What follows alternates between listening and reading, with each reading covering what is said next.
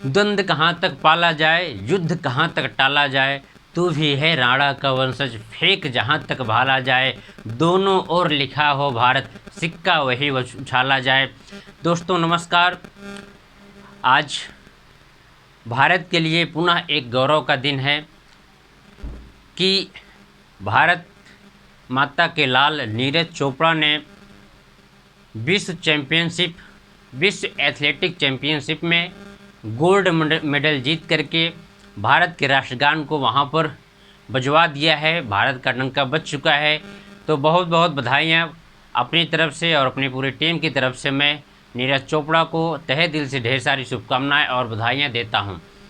आइए जानते हैं विश्व एथलेटिक चैंपियनशिप के बारे में और नीरज चोपड़ा की उपलब्धियों के बारे में एक चार्ट के माध्यम से। सबसे पहले नीरज चोपड़ा जिन्हें हम गोल्डन बॉय के नाम से भी जानते हैं, इनका उपनाम गोल्डन बॉय है। तो विश्व एथलेटिक चैंपियनशिप 2023 में इन्होंने गोल्ड मेडल जीत लिया है।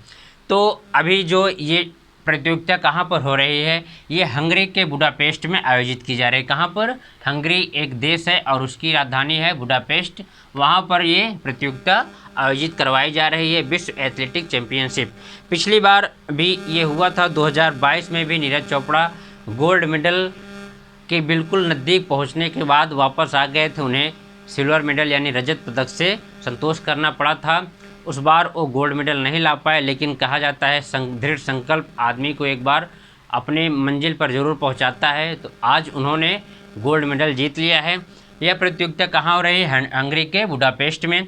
और इन्होंने 88.17 यानी 88.17 मीटर थ्रो किया है। इतनी दूरी पर उन्होंने थ्रो फेंक दिया है। और इसी प्रतियोगिता में सेकंड स्थान पर यानी रजत पदक प्राप्त करने वाले हैं पाकिस्तान के अरशद नदीम ने।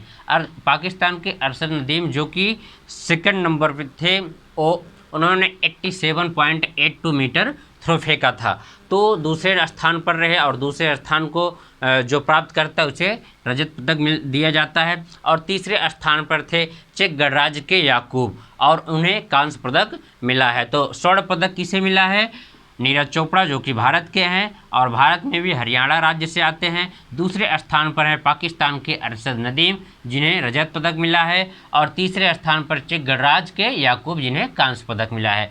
मुझे उम्मीद है कि ये आपको समझ में आ गया होगा। और इन्होंने एक ऐसा इतिहास रख दिया, नीरज चोपड़ा ने ऐसा इतिहास रख दिया है, इसके पहले कोई भी एथलीट विश्व एथलेटिक चैंपियनशिप में कोई भी एथलीट स्वर्ण पदक नहीं जीत पाए अभी तक के इतिहास में। इसके पहले दो बार मेडल मिल चुका है। इसके पहले 2022 में यही नीरज चोपड़ा ने रजत पदक प्राप्त किया था, जिसको मैंने आपको बता दिया। और एक बार पहले अंजू बेबी जॉर्ज ने कांस्य पदक जीता है। तो अंजू बेबी जॉर्ज ने कांस्य पदक जीता है और नीरज चोपड़ा ने रजत पदक।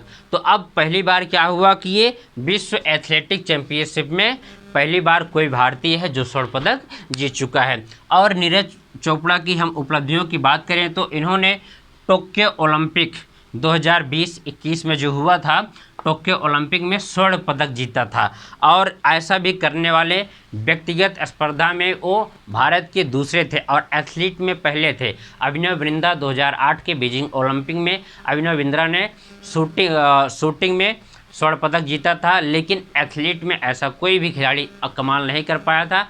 नीरज चोपड़ा भी वहाँ पहले खिलाड़ी थे जो एथलीट में गोल्ड मेडल जीत पाए थे।